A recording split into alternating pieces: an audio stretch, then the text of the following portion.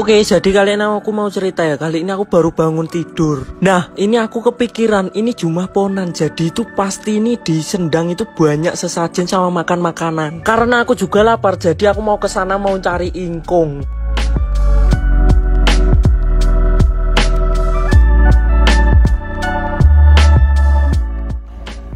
Assalamualaikum warahmatullahi wabarakatuh.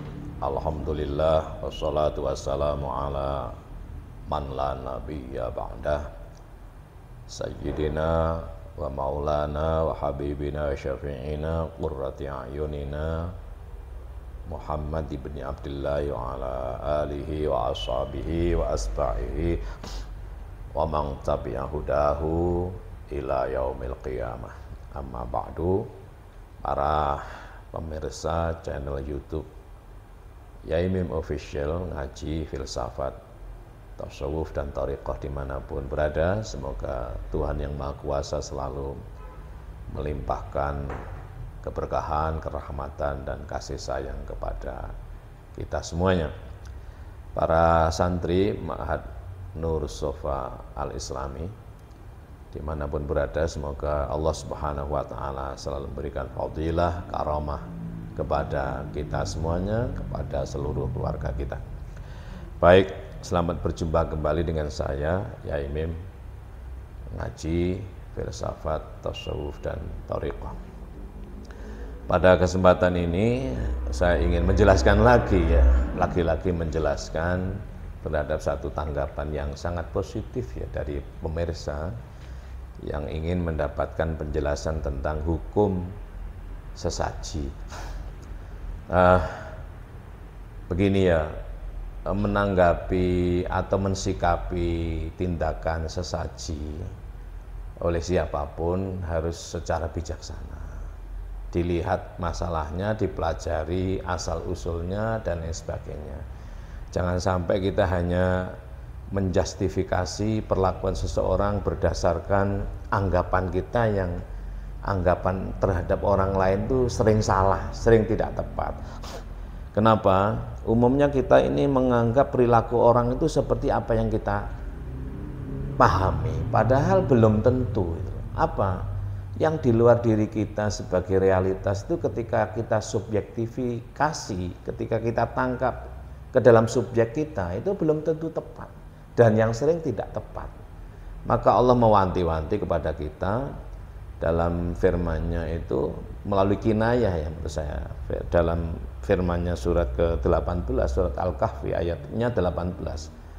Wa tahsabuhum aiqadha wa hum ruqudun wa nuqallibuhum dzatal yamini wa dzatal shimal. Engkau mengira para pemuda yang berada di dalam gua itu mereka semuanya terbangun. Ya toh? Padahal mereka itu tertidur pulas ratusan tahun lamanya. Lalu terus apa yang bergerak-gerak itu? Yang bergerak-gerak itu adalah apa? Allah ini wa nuqallibu dzatal yamin wa dzatal shimal wa qalbuhum basitun dhirahi. Yang bergerak-gerak itu bukan para pemuda, tapi yang bergerak-gerak itu adalah tangan anjing atau kedua tangan anjing yang dijulurkan keluar ke mulut gua, dan juga kadang-kadang kaki anjing yang di belakang itu digerak-gerakkan. Jadi mereka tidur tidak terbangun. Artinya apa? Ayat ini mengandung satu pengertian bahwa kamu jangan mengira-ngira. Karena apa? Kamu mengira begitu, yang terjadi tidak begitu. Maka lebih baik tidak usah atau menjustifikasi perilaku orang berdasarkan anggapan kita yang sering tidak tepat. Tapi kita bolehlah, artinya boleh mempelajari kenapa dan kenapa. Nah, khusus terkait dengan sesaji. Sesaji itu kan berasal dari kata sajen ya. Sajen itu bahasa Jawa, sesuatu yang disajikan, yang terbaik. Yang disajikan itu yang terbaik. Begini, dulu ya kaum Ansor dan juga Muhajirin, kaum Muhajir dan Ansor ya, ketika sudah berhasil membangun Madinah sebagai kota yang sangat berbudaya, lalu Allah melalui utusannya memberikan satu rambu-rambu atau peringatan dalam firman-Nya surat Al-Hasyr surat ke-59 ayatnya 10. Walladzina ja'u min ba'dihim yaquluna rabbana ighfir lana wa li ikhwanina alladzina sabaquna bil iman wa la taj'al fi qulubina ghillan lil ladzina amanu rabbana innaka ra'ufur rahim. Ingat, kamu bisa menikmati keadaan semacam ini. Ingat, dulu itu ada orang yang berjuang. Dulu itu ada orang yang mati-matian, kaum Muhajirin dan kaum Ansor yang mereka bersatu padu, saling ta'aluf, saling kasih sayang di antara mereka, sehingga keadaannya semacam ini. Maka kamu jangan melupakan generasi masa lampaumu. Nah, kowe ojo lali karo pendahulumu, bahasanya kita begitu. Nah, orang Jawa sering bilang begini, kono ojo lali karo ngene, wong Jawa ngene. Lek kowe mangan enak ojo lali karo wong tuamu, karo leluhurmu. Nah, leluhur di sini dimaknai leluhur itu, orang Jawa memaknai leluhur itu orang-orang yang sudah mendahulu, termasuk khususnya orang yang sudah meninggal, disebut dengan leluhur. Leluhur itu sesuatu yang dijunjung, diluhurkan kan, dijunjung tinggi. Nah, orang-orang yang selamatan itu kan identik dengan makan enak. Lah, memaknai leluhur itu kemudian memberikan sesaji-sajian, sesuatu yang disajikan untuk leluhur. Nah, orang-orang kampung, desa-desa itu memaknai leluhur pendahulu itu ya berdasarkan cerita-cerita. Dulu di sini yang yang membuka Banjar Pekarangan, yang menempati pertama, yang babat alas itu bernama ini. Lah, itulah dikasih sesajian. Lalu misalnya ada ibu kita itu kadang itu kalau pas apa itu, pas selamatan itu kan makan enak ya, itu memberikan pancen ya. Pancen itu sesuatu yang disediakan, misalnya kopi ditaruh di mana, dimaksudkan untuk menghormat kakeknya misalnya. Nah, sekarang pertanyaannya, bagaimana perilaku semacam itu? Nah, kalau itu mengantarkan Anda untuk lebih mencintai leluhurmu, ya tidak apa-apa, asalkan tidak sampai berlaku tabdir. Apa berlaku tabdir itu? Memubazirkan sesuatu yang semestinya bisa dimanfaatkan. Contoh misalnya, kalau Anda menaruh makanan atau ikan di mana itu, kalau ikan itu nanti habis kamu makan nggak apa-apa itu loh. Ditaruh di situ, maksudnya untuk mengingat-ingat iki senengane bahiku, iki senengane bahiku biyen, untuk mengingatkan kembali. Kadang-kadang kita ini untuk ingat para leluhur kita itu perlu media. Ya. Perlu media, misalnya di Blitar itu ada syuhada haji ya. Simbol-simbol dalam rangka untuk mengingatkan kembali, media sebagai simbol untuk mengingatkan peristiwa masa lalu. Peristiwa jamaah haji yang pesawatnya jatuh di Kolombo itu kan diingat dengan mendirikan masjid syuhada haji, terus makam syuhada haji, rumah sakit syuhada haji, dan bahkan di bawah menara itu ada pacul. Paculnya, kenapa pacul itu? Ya karena yang haji ini petani, ada baju, ada dan lain sebagainya. Simbol-simbol semacam itu dalam rangka untuk mengingatkan kita kepada orang itu aja. Jadi itu bukan kok dipersembahkan untuk dibawa dia, tidak, untuk mengingatkan kita agar kita itu tidak lupa terhadap jasa-jasa para pendahulu kita.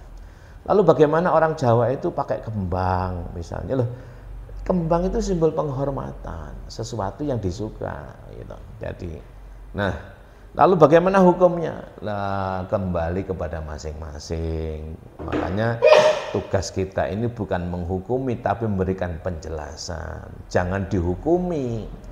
Orang-orang belum ngerti kok dihukumi. Yang dihukumi itu bagi orang yang sudah ngerti. Siapa? Kalau Anda sudah ngerti, misalnya kok melakukan pelanggaran berarti kena hukuman Anda. Misalnya bahwa perbuatan musyrik, misalnya gini, bahwa meyakini adanya kekuatan, atau Anda meyakini bahwa kakek nenekmu itu makan apa bunga, lalu kamu meyakini kakek nenekmu itu tidak makan bunga, walaupun dikasih bunga tidak ada pengaruhnya, kok kamu ngasih bunga, baru kamu kena hukum. Nah, lek wong itu durung ngerti ya jangan dihukumi, orang nggak ngerti kok dihukumi. Misalnya Anda naik sepeda motor, gitu, kewajibannya adalah pakai helm. Kalau nggak pakai helm melanggar. Kalau Anda melanggar, kok Anda nggak pakai helm, padahal Anda ngerti, kena hukuman Anda. Tapi kalau orang belum ngerti, terutama tentang keyakinan, orang-orang desa yang belum kena dakwah Islam, belum mendapatkan pengertian tentang tauhid dan sebagainya, kok kamu mau syirikan? Apa mau syirik itu jajan boleh mendingan apa? Nah, yang tahu mau syirik dan tidak kan dirimu. Kalau kamu misalnya mempercayai atau paling tidak menganggap bahwa kakekmu atau nenek moyangmu itu bisa makan ikan ayam, gitu. Maksud saya begini, kalau kamu meyakini bahwa kakekmu itu, ya kakek nenek moyang sudah mati itu tidak bisa makan ayam, ya tidak ada hubungannya dengan ayam yang masih hidup atau ayam yang sudah dimasak, lalu kamu kasih makan, lah baru kamu musyrik gitu loh. Orang-orang yang belum ngerti yo enggak apa-apa, orang jangan dihukumi dulu. Mereka berlaku atau melakukan sesuatu didasarkan sesuatu yang tidak dimengerti. Kalau nggak mengerti dikasih pengertian, jangan dihukumi gitu loh. Kalau belum ngerti dikasih pengertian, jangan dihukumi. Ini sebenarnya terkait dengan itu Al-Hasyr 59 ayat 10. Walladzina ja'u min ba'dihim yaquluna Rabbana ighfir lana wa li ikhwanina alladzina sabaquna bil iman. Ya Allah, kamu kalau berdoa selalu mendoakan pendahulu kita. Ya Allah, ampunilah aku, ampunilah orang-orang sudah mendahului aku. Ya, jangan sampai dalam hati ini ada ghil, yaitu marah di antara sesama. Rabbana innaka raufur rahim. Ini hendaknya kita ini tidak melupakan jasa-jasa pendahulu kita. Nah, orang Jawa memaknai pendahulu itu ya leluhur dan sebagainya. Ekspresinya macam-macam. Orang yang sudah mendapatkan ajaran Islam semacam itu mendoakan tahlilan dan sebagainya, atau mendoakan Rabbana ighfir lana walil mu'minina wal minat wal muslimina wal mus'al ahya'i minhum wal amwas dan seterusnya. Nah, orang yang belum bisa begitu ya misalnya menghormati leluhur dengan apa, ngasih bunga dan sebagainya, ngasih telur di mana gitu. Ya lu ngerti ya jadi hukumi. Jadi sekali lagi, orang-orang yang melakukan sesajen, bagaimana hukumnya? Lah kalau kamu ngerti itu dilarang lalu kamu melanggar, baru kamu musyrik. Nah, kalau orang belum ngerti melakukan itu ya jangan dihukumi, diberi penjelasan, lalu apa maknanya dan lain sebagainya. Saya kira begitu ya, terima kasih. Saya kira begitu ya, terima kasih. Al-'afwa minkum, wallahul muwaffiq ila aqwamit thoriq. Assalamualaikum warahmatullahi wabarakatuh.